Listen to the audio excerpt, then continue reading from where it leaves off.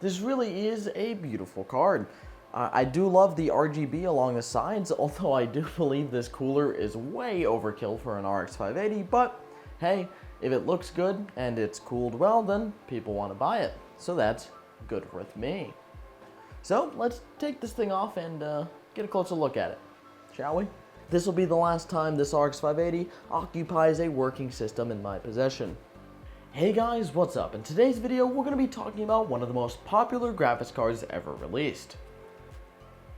The Radeon RX 580. This card was released just a few short years ago, and it is still one of the most popular mid-range / budget graphics cards to ever exist.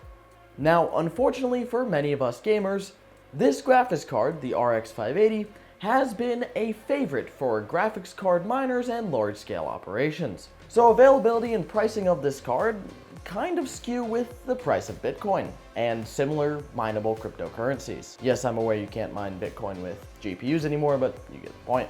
So in today's video, I just want to see if this graphics card, even given its current inflated price tag of a little over $300, is worth it for your average gamer in 2022. Now, I'm doing this video because this is the last time I will have this graphics card. I've recently sold it to one of my viewers as part of my liquidation efforts to get myself out of crippling debt, so this card will sadly not see the light of day in my possession after this video. Although it's for the best because the person I'm selling it to will definitely use it much more than I have. This card's really been sitting around not doing much, so I'm happy to sell it to someone who will actually use it in a system. Speaking of system, getting this hooked up in our test bench, let's get right into the gaming benchmarks. So I've got a couple of random games to play here today. I don't really have a lot of the newest games because they're expensive, but I've got a good range of games that'll kind of give you a great picture of this graphics card. Starting with the classic Rainbow Six Siege. At maximum settings, ultra preset 1080p, 100% resolution scale, we are seeing an almost solid 140 average FPS, which is pretty great, meaning that a card like this, if you can get your hands on one for any decent price, would be great for your competitive games, such as Rainbow Six Siege and the likes, and that's a main draw of this graphics card. A lot of people bought it back in the day for competitive gaming, because, well, when it released it was like $200, and that was very accessible for the performance given, especially since this is an 8GB graphics card, which nowadays you don't really get 8GB in that price range. So it's very nice to see this card still perform great on Rainbow Six Siege even with maxed out settings. Now moving on to a little bit more graphically intensive game, we've got a new game I've been enjoying, Ready or Not.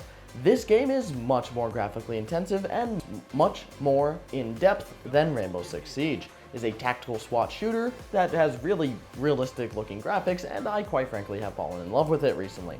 Now, that being said, on ultra graphics settings, we are seeing a solid 40 to 60 FPS depending on what we're looking and what attachments we have and what gun we're actually holding, because the reflections off the guns are different and can actually greatly affect FPS. No, it is not real-time ray tracing, these are pre-traced rays, but they still look really good. So this card actually runs this game pretty well. 60 FPS at ultra settings is more than enough, 1080p, but lowering our settings we can even get higher FPS, so this card would be great for a game like this if that's what you're into.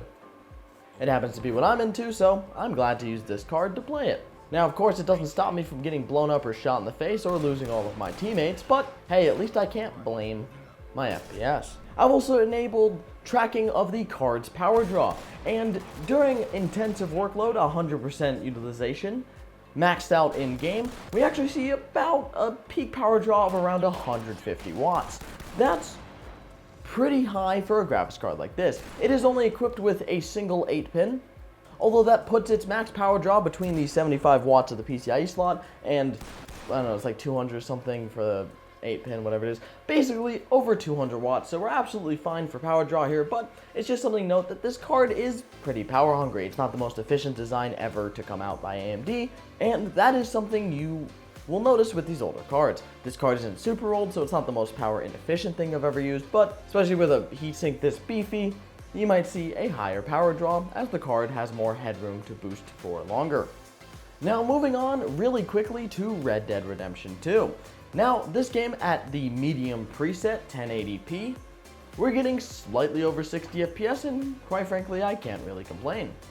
The game looks decent enough and the performance is okay, and for a mid-range graphics card, I really have no complaints. Now for a $350 graphics card, which is really the price you're going to pay if you try to get one of these, well, I'm not so sure. I'm going to talk about that in my conclusion a little bit, and you can decide if that's worth it to you, but I don't know. I feel like you can do better for $350 if you, well, look around a little bit. So, Red Dead Redemption 2 was a success. Now finally moving on to the classic Grand Theft Auto 5, although I've changed my testing methodology for this game. Instead of testing on whatever settings will get me 60 FPS or higher depending on the card, I've decided to max out all of the settings. 8x MSAA, extended render distance, long shadows, all of that and above, to really stress these cards. This is mostly because this game is tested in Crossfire a lot on my channel because this is the best Crossfire compatible game I've ever had. So we need to up our default settings. So at maximum possible settings, you can see the reflections off the car. Pretty great looking, even for a 7-year-old game. And our graphics card is maxed out at 100%, and we're getting an average of only about 41 FPS. It really goes to show, although this is a great card that can easily get you over 100 FPS on GTA 5 if you just lower your settings a little bit to medium or high. When you max out the settings in this game, as expected, you're going to get a lower FPS of around 40, 41, 50, something like that. So just something to note. You're not going to max out Grand Theft Auto 5, but I don't know why you'd want to. There's really no difference. So guys, the final conclusion. Should you buy an RX 580 on eBay, local selling apps, whatever, for $300+?